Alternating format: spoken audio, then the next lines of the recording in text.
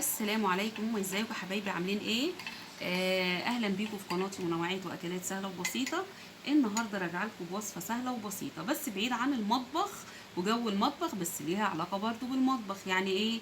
يعني احنا كل ما بنخش المطبخ بناكل وناكل وزننا يزيد. وبصوا بقى، في ناس كده ما شاء الله بتصرف فلوس ما اقولكوش على الايه، على البرشام وعلى الدكاتره عشان تخس. طب وليه بقى؟ احنا عندنا الاعشاب الطبيعيه ما شاء الله. انا بقى كان جه فتره عليا كده وزني زاد. فطبعا رحت العطار كده عندنا بقى في المنطقه بتاعتي من زمان، راجل كده ما شاء الله عليه يعني.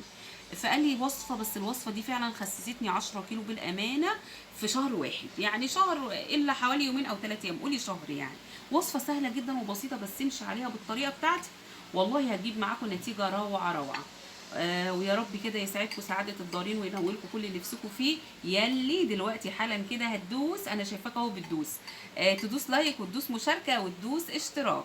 مش هتاخد منك ثواني على فكرة، مش بفلوس، يعني انت مش هتدفع فلوس، بس هتفيدني وتستفاد مني من وصفاتي واكتر ناس تشوفني. يلا بالله عليكم دوسوا دلوقتي. والدعوة دي تكون من اسمتكم ونصيبكم ان شاء الله. عندنا ده يا حبايب قلبي، بصوا، بقدونس وكرفس. بقدونس وكرفس ده هتجيبوا منه كيس كده، وشويه ميه مغليه تنقعوه حوالي 10 دقائق قبل الفطار بحوالي نص ساعه. اول ما تقوموا من النوم كده تشربوا كوبايه، ده بيساعد في ايه بقى؟ يعني حاجه روعه وانا جربتها، طعمه مش وحش. عايزين تحلوه بشويه عسل نحل حلوه، بس بص اقول لكم، احلى حاجه ان انتوا تشربوه كده من غير عسل. حاولوا ان انتوا تقولوا اي سكريات، بصوا السكريات بتتخن حقيقي يعني، عن تجربه وانتوا اكيد عارفين. هتجيبوه بقى زي ما قلت لكم كده، تنقعوه في شويه ميه وتشربوه على الريق. اول ما تقوموا من النوم كده تشربوا الكوبايه دي. اللي ما عندوش مقدره بقى، شوفي يعني احنا بنقول كل البدايل.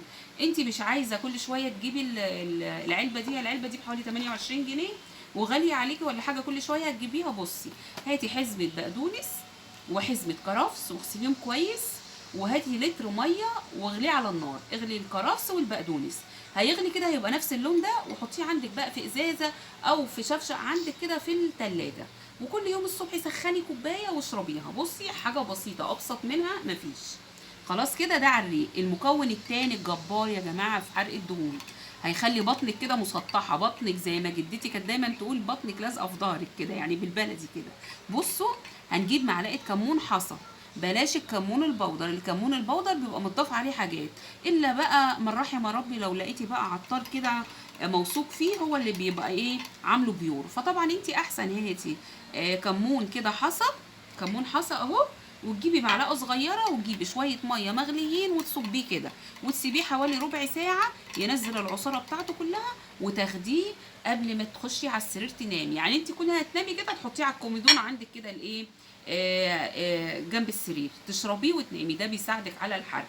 ويا سلام يا سلام بقى لو اتعشيتي بعلبه زبادي كده، يا سلام بقى. بصوا، ده وده الاتنين هيساعدوا على حرق الدهون، حاجه جباره. وصفتين احلى من بعض. بصوا، مش مكلفين خالص، ولا البرشام بقى ولا العلاج ولا الوصفات والحاجات اللي بنشوفها على النت وفي التلفزيون بقى، اللي بالالوفات زي ما بيقولوا. لا، حاجات بسيطه خالص. وتعالي كده بعد شهر بالظبط وتحدي، قولي لي كده تعليق حلو منك ودعوه حلوه منك، وقولي خسيتي كام كيلو. انا لا خبيره تغذيه ولا انا دكتوره علشان ما حدش يقعد يقول لي انت بتفتي وانت لا. بصوا، دي وصفه انا جربتها، يعني هي خاصه بان انا المحتوى بتاعي اكل، فدي حاجه بتخسس، ناكل ونخس ونعمل دايما على تثبيت وزننا. ودايما كانت ستي تقول اللي عايز يخس يقفل، ده كانت دايما تشاور على بقها. نحاول نقل من اكلنا يا جماعه وناخد الاعشاب دي، وان شاء الله هتخسوا. بلاش الدكاتره وبلاش البرشام وبلاش العمليات اللي ساعات بتنجح وساعات بتفشل. حاجات بسيطه عندنا وان شاء الله هتجيب مفعول. ودعوه حلوه منكم، يبقى كوبايه كرفس على بقدونس وكوبايه كمون، دي اول ما تقومي من النوم قبل الفطار، ودي قبل ما تنامي. حاجه سهله وبسيطه. يا رب الفيديو يكون سهل وبسيط، ويا رب يكون سهل على قلبكم، ودعوه حلوه منكم. والسلام عليكم ورحمه الله.